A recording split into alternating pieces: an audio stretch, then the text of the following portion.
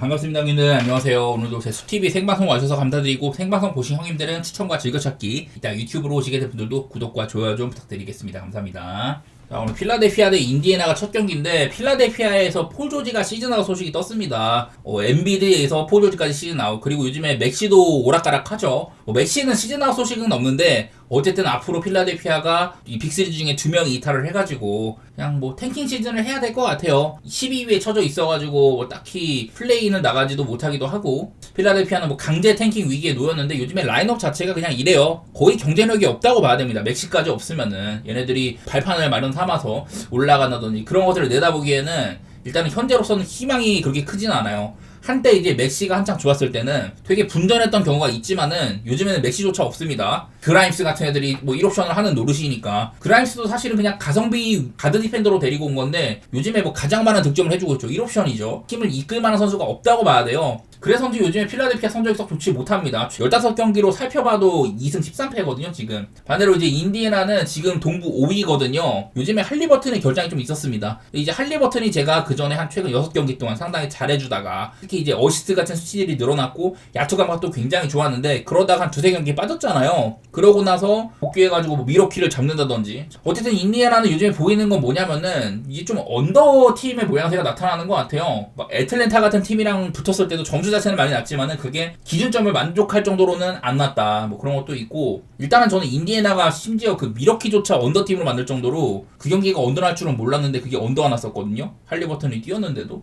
그러기 나도 잘 모르겠어요. 인디애나가 원래는 딱 이제 작년만 해도 전반기에 엄청난 오바팀이었었는데 올 시즌에는 좀 달라졌다고 하더라도 최근 이제 한 대여섯 경기 구간에서는 인디애나가 그렇게 오바팀처럼은 안 느껴진단 말이에요. 근데 이건 반대로 필라델피아가 원래 이렇게까지 쓸 애들이 없으면, 점수를 내줄 만한 애가 없으면은 언더팀이어야 되는데 필라델피아가 지금은 꽤나 오바팀처럼 느껴져요. 여기에 있는 일단 이런 거부터 일단 실점이 많습니다. 실점도 많고 공격이 사실 잘 안 되는 편인데 점수 자체는 꽤나 뽑거든요. 필라델피아가 최근에 5경기 동안 토론토, 애틀랜타, 유타, 보스턴, 미네소타 이 중에는 진짜 오바팀이라고 해봤자 애틀이나 유타 정도인데 걔네들이랑 뭐 점수가 많이 났지만 다른 애들이랑 붙었을 때 점수가 안 난 편이 아니에요. 난 그래가지고 요즘에 필라델피아는 사실 오바팀의 범주에 놔야 되고 인디애나는 언더팀의 범주에 놔야 된다고 보는데 좀 어렵습니다. 그래가지고 일단은 전력상으로는 인디애나가 좋아 보이는 건 맞는데 인디애나도 사실은 원정에서 약간은 좀 떨어지는 부분이 있는 편이고, 얘네도 원정에서 지금 한 8경기 정도? 그 기간 동안 2승 6패 4연패 중이거든요. 4연패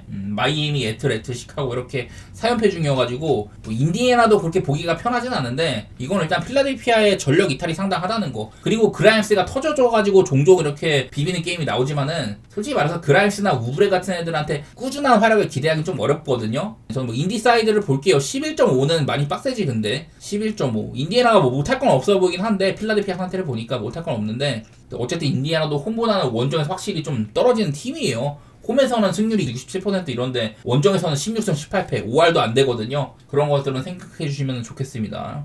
다음 마이애미 대 보스턴 경기.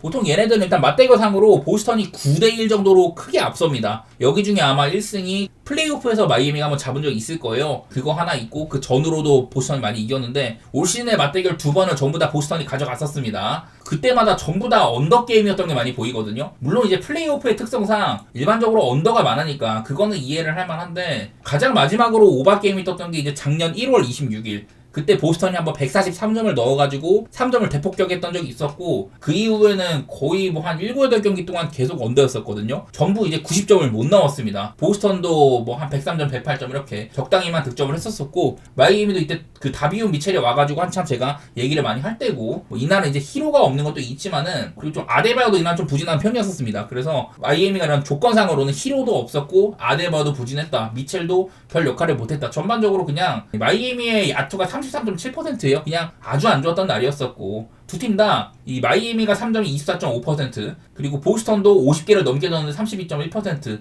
이런 경기였었거든요. 딱히 보스턴도 대단히 많이 터진 건 아니지만은 무난하게 이 마이애미를 잘 막으면서 승리를 했다고 보이는 경기입니다. 서로 간에 최근에 올 시즌 2번의 경기는 3점을 많이 시도하는 외곽 농구를 펼쳤는데 3점이 안 들어가가지고 그 마이애미가 패배를 했고 좀 편한 승리, 그리고 언더를 챙겨갔다는 건데, 사실 뭐 지금도 크게 달라진 건 없어요. 일단은 내일 보스턴 쪽에 또 상당히 많은 결장이 예상이 된다. 글쎄 이거는 그냥 관리 차원이라고 봐야 되긴 합니다. 요즘에 포르징기스도 못 뛰다가 뭐 돌아왔다가 왔다 갔다 하고 있고, 테이턴, 브라운, 화이트는 그냥 관리 차원이라고 봐야죠. 호포드도 마찬가지고. 그래서 이거는 보스턴의 라인업은 지금 미리 알 수가 없거든요. 근데 내가 봤을 때는 얘네들이 전부 다 빠질 가능성은 좀 적다고 생각이 돼. 아마 좀 부분적으로 이렇게 관리를 해주지 않을까, 그 정도고. 마이애미는 요즘에도 뭐 히로가 딱히 달라진 게 없습니다. 전반기에는 대단했지만은 전반기 막바지부터는 슬슬 원래 자리로 돌아가고 있고, 미첼도 약간은 오픈발이 빠졌고요. 위긴스도 마이애미에서 활약이 별로 없습니다. 그나마 아데바요가 종종 해주는데 지난번처럼 가로막히는 경기도 뭐 있기도 하고,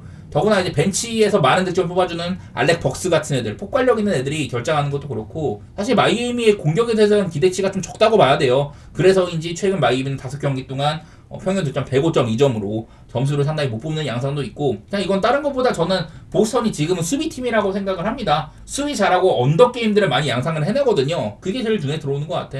둘이 붙으면은 지난번과 크게 다르지 않을 거라고 생각이 됩니다. 이거는 보스턴이 얼마나 많은 선수들이 결정할 것이냐, 이거를 근데 못 봐요. 8시 경기여가지고 내일 얘네들이 뭐 뛸지 안 뛸지를 못 보고 그냥 미리 가야 되는 경기인데, 저는 얘네가 다 빠지는 일은 없을 거라고 생각을 해가지고 그냥 비슷하게 보스턴 사이드에다가 언더 그렇게 보도록 하겠습니다. 자, 다음 애틀랜타 대 클리퍼스 경기 있는데요. 사실 얘네들은 승패 예측은 좀 힘들어요. 왜냐면 애틀랜타도 좀 타이트한 게임이 많은 편이고, 애틀랜타는 오바팀이라고 생각하는 게 편해. 근데 클리퍼스도 지금 노먼 파일도 없고 이런 상태에서는 사실 득점 기대치가 그렇게 높지는 않아요. 나는 그래도 클리퍼스 대 애틀랜타, 얘네 둘이 붙으면은 오바를 생각하는 게 맞긴 맞는 것 같아. 물론 클리퍼스도 얘네는 언더팀이라고 생각해야 되고, 최근에 이제 한 5경기 동안 4승 1패로 많이 회복을 했거든요. 클리퍼스가 마이애미, 뉴올, 세크, 뉴욕, 디트로이트, 나름대로 어려운 상대들을 한 것도 있는데 이 기간 동안 하든이 터진다든지, 그리고 요즘에 애틀랜타에서 데리고 왔던 보그다노비치, 이 친구가 상당히 잘해주고 있습니다. 최근에 뭐 한 6경기 정도 동안 3월달 들어가지고는 야투를 54.8%, 3점 46.2%, 집중력이 때는 30득점을 박아가지고 요즘에 보그단이 슬슬 이제 감을 회복하고 있어요. 그 파웰이 없는 것도 나름대로 메꿔주긴 한다, 득점적인 부분에서. 그래서 뭐 성적도 나름대로 좋아지고 있는 편이고, 점수도 꽤나 뽑고, 여기다가 이제 카와이가 또 뛸 수가 있잖아요. 카와이랑 파웰이 둘 다 빠져버리면 사실 클리퍼스가 득점 기대치를 해줄 만한 애가 하든밖에 없는데, 거기다가 뭐 보그단도 조금 도와주고 있고, 카와이가 있으면 그래도 20득점 근처는 기대해볼 만한 하니까 오바 정도만 보는 게 괜찮아 보여요. 물론 이제 애틀랜타는 어쨌든 누구랑 붙든 간에 오바를 생각하는 게 편한 팀이다. 마이애미나 샬럿, 필라델피아 이런 애들이랑도 오바를 냈었으니까 저는 그런 쪽으로 바라보고 싶고요. 클리퍼스도 이 정도 라인업이면은 보그단도 좀 잘하고 있는 것도 그렇고 어느 정도 기대치가 있다고 생각이 되긴 됩니다. 제가 봤을 때는 기준점상으로는 나쁘지 않은 그런 느낌인 것 같습니다. 다음 멤피스 대 클리블랜드 경기 볼 텐데, 이거는 사실 저는 요즘에 멤피스를 되게 디스를 많이 했었어요. 그냥 멤피스의 전반적인 야투가 되게 안 좋았거든요. 여기도 보면은 최근에 5경기 동안, 5경기보다 사실은 더 넓혀봐도 됩니다. 꽤나 오랜 기간 동안 멤피스가 팀 야투가 엄청 형편없었거든요. 그래서 지금 득점도 상당히 좀 감소를 했습니다. 멤피스 같은 뛰는 팀이 114.8점밖에 기록을 못했다, 이런 것들만 봐도 멤피스가 그만큼 요즘에 못했다는 징조거든요. 오클한테 103점,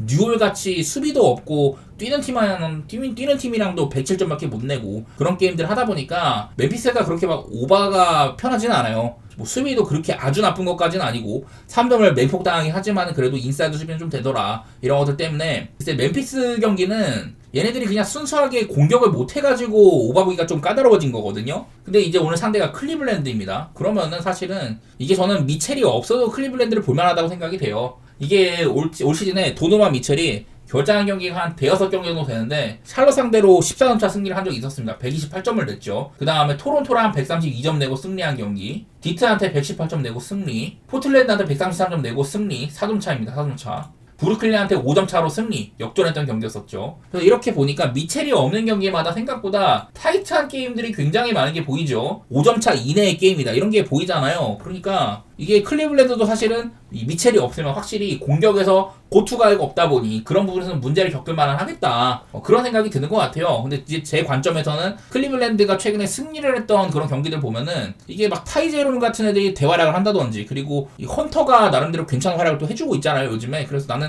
큰 걱정은 없다는 마인드이기는 해. 이것도 뭐 멤피스에서 이제 자적주가 복귀를 할 수 있어가지고 얘네들도 경기력이 좀 나아질 여지가 있기도 하고 뭐 그런 건 많은데, 근데 뭐 제가 봤을 때는 일단은 클리블랜드를 보는 거는 원정이어도 크게 무리는 없을 것 같아요. 그냥 요즘에 멤피스에 대한 공격 기대치가 엄청 낮은 편이어서 클리블랜드가 지금 뭐 연승 15연승 달리고 있기 때문에 그런 점에서는 클리블랜드를 좋게 보고 싶습니다. 그리고 이게 지난번에 맞대결이 한번 있었는데요. 이것도 얼마 안 됐어요. 2월 24일이니까 이제 후반기 시작하고 있었던 경기고 124대 129로 클리블랜드가 승리를 했었는데 사실 경기 자체는 좀 비등비등하게 갔던 게임이긴 합니다. 근데 이게 생각보다 점수가 많이 나진 않았었어요. 오바를 내기에는 좀 부족한 점수였는데 4쿼터 때 점수가 71점이 나버렸죠. 막판에 한 이제 2분 정도 남겼을 때 그때부터 서로 간의 자유투가 엄청 많이 오갔습니다. 클리블랜드는 역파작을 하는 팀이에요. 그래서 이날에도 막판에 자유투도 많이 나오고 어쨌든 점수 자체는 6점 차로 꽤나 많은 점수가 났었고 그냥 이날도 모란트나 베인 같은 애들 별로 못했습니다. 자책주가 22점 넣고 벤치에서 뭐 캐너드가 활약하고 자투 같은 것들이 내용이 썩 좋지 못했습니다. 대신에 자유투가 31회였다. 그리고 이제 클리블랜드는 이날 모블리가 25득점 그리고 도노반 미첼이 33득점을 했었는데 클리블랜드도 사실 3점이 그렇게 잘 들어간 날이 아니에요. 대신에 이제 벤치에서 타이 제롬이 뭐 클러치 때 활약도 하고 26득점을 올리면서 좋은 활약을 했거든요. 그래서 저는 사실 클리블랜드에서 타이 제롬을 꽤나 좋아합니다. 그리고 타이 제롬 옆에 벤치에서 다시 또 헌터가 같이 나오는 점들 이런 것들이 저는 긍정적이라고 생각은 하고 있거든요. 그냥 나는 요즘에 보여준 모습으로는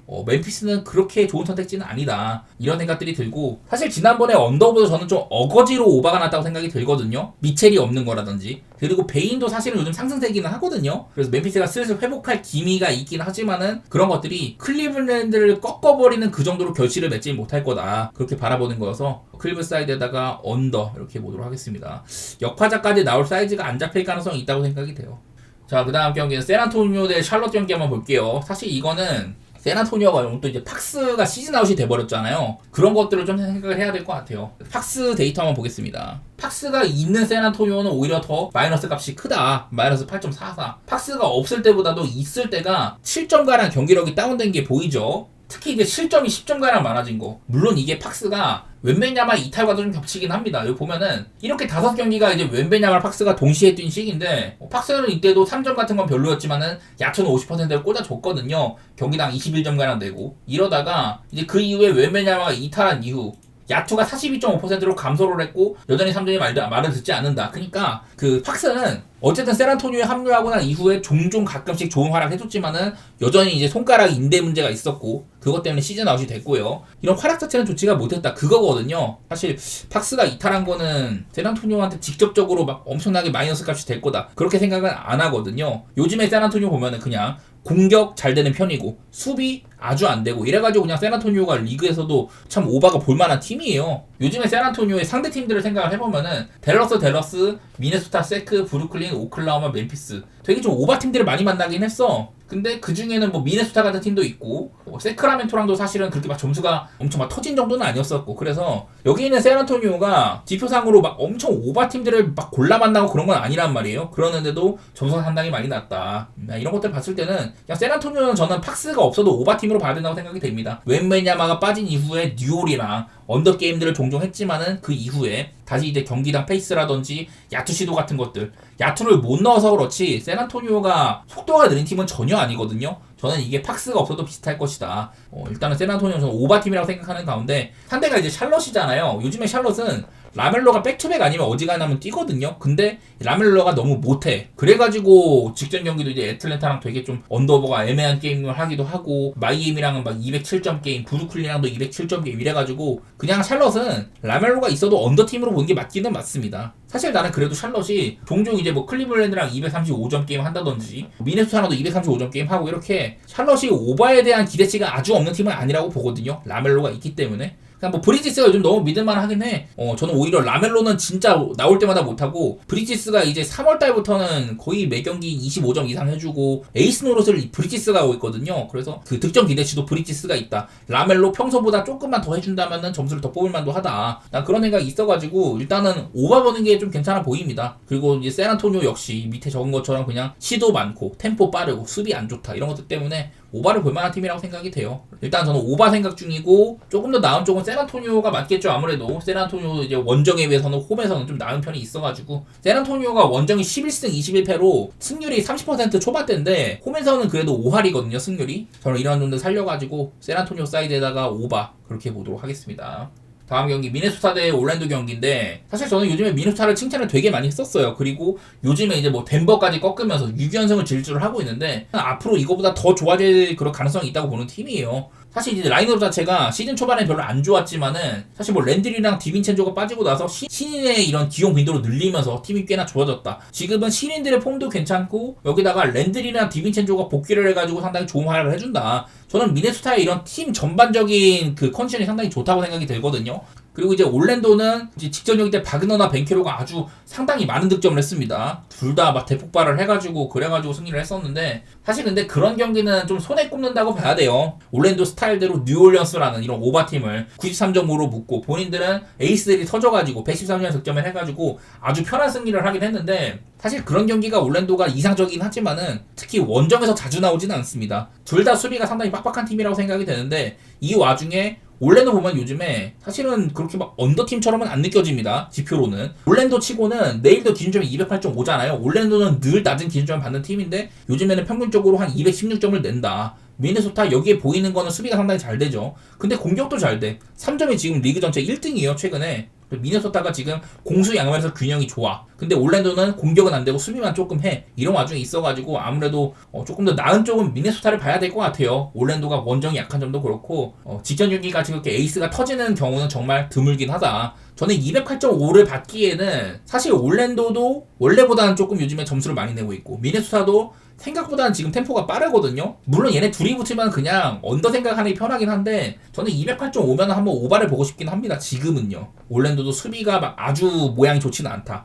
그리고 점수도 꽤나 그 전보단 낸다. 저는 한번 물론 템포상으로는 좀 언더일 것 같긴 한데 저는 오바 쪽으로 생각해 볼게요. 208.5는 너무 낮은 것 같고 사실 근데 이게 또 미네소타가 10.5를 해주기에는 좀 애매해. 언더팀들 간의 경기에서 미네소타가 이거를 해주려면 진짜 대폭발을 해야 되고 야투도 터져야 되고 그런 느낌이 있는데 저는 뭐 가능하다는 마인드로 보겠습니다. 그만큼 요즘에 미네소타의 팀 이런 컨디션들이 좋다고 생각을 해가지고 저는 미네소타 사이드에다가 오바 그렇게 한번 봐보도록 할게요. 자, 그 다음에 휴스턴 대 댈러스 경기는요. 저는 이제 요즘에 댈러스 얘기를 할 때마다 결장이 너무 많다. 내일도 비슷해요. 일단 어빙 시즌 아웃에다가 여전히 센터진데 복귀를 못하고 있고 워싱턴도 퀘셔너블이지만은 못 나올 가능성이 아무래도 좀 높다고 봐야죠. 요즘에 계속 못 나왔었으니까. 이 와중에 엑섬까지 퀘셔너블이고 그냥 얘네들이 막 그 이제 나지마샬이 매경기 뭐 1옵션 노릇을 하고 있고 여기다가 뭐 디뉴디가 터진다든지 브랜든 윌리엄슨이 터진다든지 그냥 누군가가 한 명이 꼭 터져가지고 댈러스가 비벼. 최근에 10경기 동안 2승 8패인데 안 좋은 기간에 어빙이 이탈하고 이런 기간에 요상하게 또 누군가가 터져가지고 점수를 내고 있거든요. 7경기 동안 1승 6패인데 그 기간 동안 100점 미만이었던 적이 세크라멘토도 한 번밖에 없어요. 그때만 아무도 도와주지 못했고 다른 경기들은 진짜 누군가가 터져가지고 점수를 매번 좀 낸단 말이에요.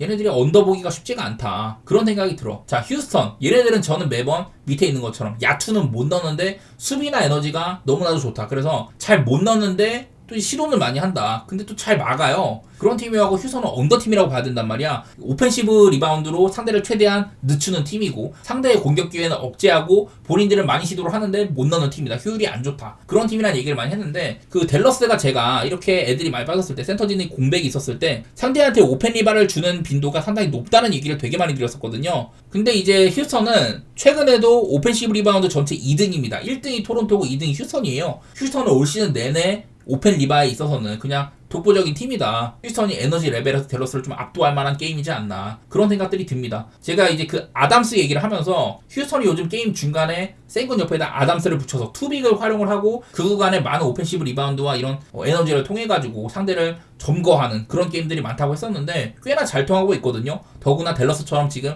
센터가 아주 부실한 이런 팀을 상대로 하면은 휴스턴을 보는 게 저는 좀 괜찮다는 생각이 있습니다. 11.5 좀 빡세긴 한데 근데 이 휴스턴이 요즘에는 좀 야투가 오락가락 하지만은 글쎄 얘네들의 수비력으로는 댈러스를 한번 좀 막아낼만도 하다고 보거든요. 또 누가 터질지는 모르겠어. 디위디나 그 브랜든 윌리엄슨이나 이런 애들이 터지는 거는 진짜 빈도가 적다고 생각을 해야 되고 글쎄요. 나지마샬도 사실은 이 휴스턴 너무 좋은 수비수들이 많으니까 브룩스, 이슨 이런 애들이 있으니까 아멘타슨이 없을 때도 휴스턴이 지난번에 또 피닉스 상대로 많은 오펜시브 리바운드를 걷어가지고 이제 압도적인 그런 게임을 하기도 하고 상성 면에서 휴스턴이 괜찮다 그런 생각이 들어요. 휴스턴이 과연 내일은 또 야투를 얼마나 날려먹을지 자유투를 얼마나 날려먹을지 그런 건 모르겠지만은 어쨌든 구조적인 면에서는 휴스턴이 진짜 야투가 엄청 처박는 게 아니라면은 언더에다가 휴스턴 사이드를 보고 싶습니다. 이건 둘 중에 뭐를 선택해야 할지 잘 모르겠는데 어쨌든 저는 구조적인 부분에서 휴스턴이 많이 좀 좋은 부분이 있다. 언더가 나는 거는 이제 댈러스가 그 전에 만든 상대와는 달리 휴스턴은 확고한 언더팀, 수비팀이라는 생각이 있어가지고 저는 그런 면에서 또 언더도 같이 보도록 하겠습니다. 휴스턴이 댈러스를 좀 한 105점 미만으로 막아줄 가능성, 그런 것들을 내다보는 셈이에요. 다음 경기 유타 대 토론토 경기인데 둘 다 뭐 탱킹 매치라고 봐야죠. 유타는 서부 꼴찌, 명확한 탱킹 팀이고 토론토는 요즘에 특히 탱킹을 많이 합니다. 그 라인업상으로 지금 결장이 되게 많긴 한데 AJ 로슨이라든지 뭐 자말 쉬드, 로든 이런 애들을 써가지고 요즘에 특히 라인업이 부실하고 내일도 올랜도 로빈슨이 나오는데 토론토는 경기 후반부에 게임을 뭐 진다 혹은 클러치 상황이다. 오히려 이길 때조차 클러치에는 이 아예 그냥 주전자를 싹 다 빼버리거든요. 그런 스탠스를 취하고 있어서 토론토는 명확한 탱킹팀이라고 봐야 됩니다. 그래서 탱킹팀이기 때문에 이게 예측이 좀 어렵기는 한데 요즘에 보이는 건 뭐냐면은 이게 토론토가 요즘 생각보다 점수를 좀 내고 있습니다. 세컨 유닛으로도 점수를 꽤나 잘 내고 있어요. 그래서 요즘에 6경기 동안 뭐 5승 1패 달리고 있다. 이 와중에 수비도 괜찮게 찍혀. 저도 이유는 잘 모르겠는데 기회를 못 봤던 애들이 받으니까 좀 잘하는 건지 그거는 모르겠고 어쨌든 좋은 구간에 있다. 6경기 동안 5승 1패. 물론 상대가 뭐 필라델피아, 워싱턴, 유타, 올랜도, 시카고 전부 다 쉬운 팀이긴 했는데 내일 만나는 유타도 쉬운 팀이죠. 얘네들이 이제 얼마 전에 맞붙었을 때가 있었습니다. 자, 이날 109 대 118로 점수가 그렇게 많이 난 경기는 아니에요. 근데 내용을 뜯어보면은 자, 유타가 84회 시도를 했고 토론토가 104회 시도를 했습니다. 토론토가 유타보다 20번 넘게 공격 시도를 더 가져갔다. 그런 건데 그래도 유타가 자유투적인 측면에서는 10번 정도 더 던져가지고 공격 기회가 그렇게까지 막 엄청 차이 난 건 아니라고 봐야 돼요. 근데 원인이 뭐였냐. 유타가 이날 서로 간에 오펜 리바를 많이 잡았거든요. 유타가 19개, 토론토가 22회. 이러다 보니까 이게 좀 공격이 트랜지션이 많이 안 일어난 거죠. 오펜 리바를 잡으면 다음에 우리는 공격을 못하고 상대가 공격을 하니까 공격 진행이 그렇게까지 빨리 되지는 않은 거야. 그런데도 토론토가 뭐 104번이나 시도를 했으니까 경기 템포 자체는 되게 빨랐다고 봐야 돼요. 근데 문제는 이런 야투율들. 유타는 46.4%지만은 3점이 25.8%다.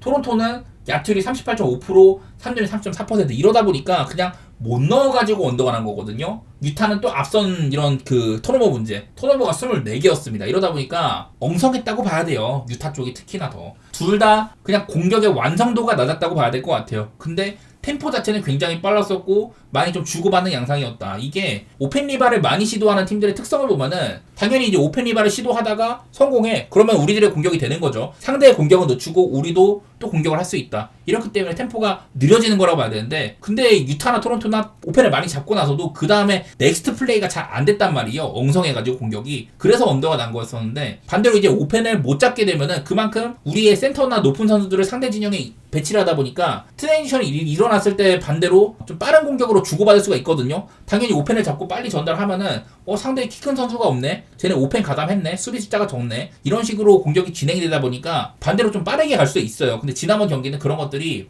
안 좋은 방향으로만 오펜을 많이 잡아가지고 그래서 뭐 이런 트랜지션 기회가 많이 없었고 그 이후에 엉성한 공격으로 공격 기회를 날려먹는 이런 그림들이 너무 많았다 보니까 저는 그래서 언더가 났다고 보거든요. 저는 얘네들의 만남이라면은 오바를 보는 게 편하겠다. 둘 다 뭐 템포상으로 저는 오바 팀들이라고 생각을 하고 있고 그래서 저는 토론토는 내일 또 바렛도 뛰는 것도 그렇고 퀴클리가 뛰는 것도 그렇고 점수에 대한 기대치가 꽤나 있다고 생각이 되고요. 유타도 요즘에 원래는 이제 탱킹 목적으로 마카넨을 많이 빼주다가 얼마 전에 막 벌금을 받을 위기에 있었죠. 그래갖고 유타는 이제 마카넨을 아마 뛰게 할 겁니다. 그리고 이제 유타가 좀 홈으로 온다. 원래 이게 토론토가 요즘에 좀 많이 이긴다고 했는데 홈 경기도 많았었고 토론토도 홈이나 원정 차이가 크고 유타도 홈이나 원정 차이가 꽤 있는 팀이에요. 더구나 유타는 요즘 후반기 들어가지고 홈 전적이 좋아지고 있다. 제가 이런 얘기도 많이 들었었고요. 물론 유타가 지금 뭐 최근에 성적도 안 좋고 7연패에다가 안 좋긴 한데 최근에 또 이제 원정을 5연전 했던 것도 있고 유타를 보는 게 좀 편하다는 생각이 있는 것 같습니다. 탱킹 매치다 보니까 어떻게 될지는 모른다. 그런 것들은 생각해 보시기 바랍니다. 자, 그 다음에 덴버 대 레이커스 경기 있습니다. 원래는 이게 덴버가 레이커스 킬러죠. 근데 요즘에 가장 최근 경기에서 레이커스가 덴버를 124 대 100으로 제대로 복수를 했던 적이 있었어요. 그 경기는 덴버의 홈이었는데도 페인트존 공략을 하는 거를 원천 차단을 했다. 그래서 아예 덴버가 아무것도 못했던 경기인데 하지만 지금 레이커스는 결장이 되게 많죠. 하치무라, 르브론, 헤이즈 특히 요즘에 수비에 중추라고 할 수 있는 이런 선수들이 많이 빠지다 보니까 레이커스가 아무래도 공백이 좀 커 보여요. 이거는 아무래도 요즘에 레이커스의 경기 내용들을 봤을 때 얘네들이 진짜 르브론 없으니까 너무 안 돌아가기는 해. 보스턴, 브루클린, 미러키한테 딱 이제 르브론이 중간에 부상당하거나 빠진 경기에서 전부 다 대패를 했거든요. 레이커스는 일단은 지금 인사이드 문제가 좀 있기는 합니다. 레이커스가 직전 경기 때 돈치치나 리브스가 꽤나 터졌어요. 돈치치가 40득점 넘게 했었으니까. 사실은 돈치치는 레이커스 이적 이후에 좋은 모습을 보여준 게 별로 없었잖아요. 또 한 번 덴버 상대로 그런 경기를 할 수 있냐. 저는 좀 가능성이 낮다고 보는 편입니다. 백투백이기도 하고. 레이커스는 아무래도 수비에서 답을 찾아야 될 것 같은데, 반대로 덴버는 얘네들 요즘에 그냥 공격 잘 되고 수비 못한다. 그냥 덴버는 요즘에 늘 비슷비슷해요. 가끔 가다 그냥 아예 고장날 때가 있지만은 덴버는 오바팀으로 봐야 되고 레이커스는 언더팀으로 봐야 되거든요. 그냥 나는 걱정스러운 거 중에 하나는 또 뭐냐면은 일정 얘기를 좀 해야 되는데, 자 먼저 덴버입니다. 덴버 오클라호마랑 백투백을 하고 하루 쉬고 미네소타랑 붙고 하루 쉬고 레이커스랑 붙는 거잖아요. 그래서 어쨌든 간에 직전 경기 때 휴식일이 있었기 때문에 그래도 좀 편하긴 해. 어쨌든 이 일주일 동안 5경기를 해야 되는 일정이 있다. 굉장히 빡빡한 거거든요. 그래도 그나마 이렇게 중간에 휴식일이 있어가지고 편한 거긴 한데, 어쨌든 덴버는 지금 체력적인 부담이 상당히 클 만한 시점이다 이거고, 반대로 이제 레이커스인데 더 심각합니다. 얘네들은 오늘 이제 여기거든요. 백투백으로 일단 하는 거야. 백투백이기 때문에 안 그래도 지금 가용 인원이 많이 부족한데 하치무라, 르브론, 헤이즈 이런 주전급들이 빠져가지고 안 그래도 지금 주전에 대한 의존도가 더 큰 상황인데 백투백이죠. 일단 어려운 게임이 될 만하다는 거고, 이제 다음 주가 더 빡세요. 앞으로 또 7일 동안 5경기를 해야 되는 이런 일정이 또 있다 보니까, 이래가지고 레이커스도 일정이 엄청 타이트하거든요. 둘 다 지금 일정상으로 좀 곤욕스럽다. 그나마 레이커스는 백투백이고 덴버는 하루 쉬었다. 그냥 이 정도 차이가 있어가지고 덴버가 조금은 나은 면이 있다고 생각이 돼요. 물론 이런 그 피로에 누적치는 덴버가 더 큰데, 결장 상황이나 이런 거를 보면은 레이커스가 더 빡센 상황이고, 확연하게 레이커스가 르브론 없을 때 보여준 모습들 그런 것들이 너무 안 좋았다 보니까 덴버로 좀 볼만한 경기라고 생각이 됩니다. 여태 상대전적 면에서는 덴버가 레이커스 킬러였는데 올 시즌 한번 레이커스가 한창 좋은 구간에 잡아내긴 했지만은 지금은 그런 저력을 보여주기에는 자원 이탈이 너무 많다. 체력적인 소모도 그렇고 덴버 쪽을 좀 좋게 보고요. 언더 생각 중인데, 이거는 일단은 레이커스에 대한 득점 기대치가 좀 낮다고 생각이 됩니다. 저는요. 돈치치나 리브스가 오늘처럼 또 터지면 모르겠지만 그런 경기들이 자주 일어나기는 어렵거든요. 백투백이기도 하고. 저는 덴버 사이드를 좀 좋게 볼게요. 232.5 정도면은 레이커스 특성을 생각하면 언더가 날만하다. 근데 이건 문제는 또 덴버가 막 140점 이렇게 내면서 이겨버리면 좀 문제가 되는데, 그런 것만 좀 피했으면 좋겠네요. 얼추 좀 막아주길 바라보겠습니다.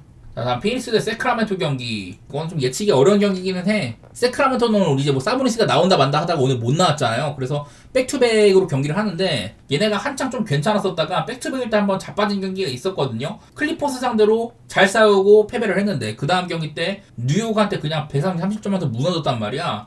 그래서 세크도 지금 5경기 동안 1승 4패 구간이에요. 골스, 뉴욕, 클파, 사낭, 덴버. 전부 어려운 상대를 만난 거긴 해. 샌안토니오 말고는. 그래서 딱 샌안토니오만 잡고 남은 애들한테는 전부 다 패배를 했는데, 저는 뭐 라빈이 요즘에 살아나고 머레이도 살아나고 이런 얘기를 했지만은, 얘네들이 얼핏 보면 지금 6경기 동안 5승 1패를 달리다가 반대로 최근에는 또 5경기 동안 1승 4패로 또 안 좋아진 거거든요. 그래서 엄밀히 말하면 세크는 상승세가 확연히 꺾이고 하락세로 접어들었다고 봐야 되는 그런 상황인 것 같고, 피닉스는 별다른 결장이 그렇게 크게 많지는 않아요. 몬테모리스, 그레이슨 알렌 같은 애들 빠진 건 아쉽긴 한데, 그래도 뭐 아주 팀이 안 돌아갈 정도는 아니거든. 그래서 상황 자체는 세크보다는 피닉스가 낫다고 봐야 될 것 같은데, 피닉스는 요즘에 공격은 확실히 잘 돼. 에너지가 너무 떨어지다 보니까 수비가 개판이고 공격 기회가 너무 적죠. 최근에 상대들이 너무 오펜을 잘 잡는 휴스턴이라든지 뭐 멤피스 만나고 이런 경기들을 하다 보니까 피닉스가 공격 기회가 적어가지고 본인들의 이런 재능들을 보여줄 만한 순간이 많이 없었단 말이에요. 세크라멘토가 다른 팀처럼 피닉스의 이런 공격 기회를 억제할 수 있는 오펜시브 리바운드라든지 그리고 뭐 스틸이나 그런 능력을 갖췄냐 이런 것들을 따져봐야 되는데, 그런 면에서 요즘 세크라멘토는 그냥 애매해요. 세크라멘토에서 사실은 몽크 대신에 키온 앨리스가 나오는 그런 순간들이 조금 더 이런 허슬 차이라든지 피닉스의 약점을 공략할 수 있는 그런 게 발현될 수 있다고 보는데, 지금은 그런 게 좀 애매해 보이거든요. 이게 물론 피닉스가 구조적으로 에너지 레벨이라든지 그런 문제는 있지만은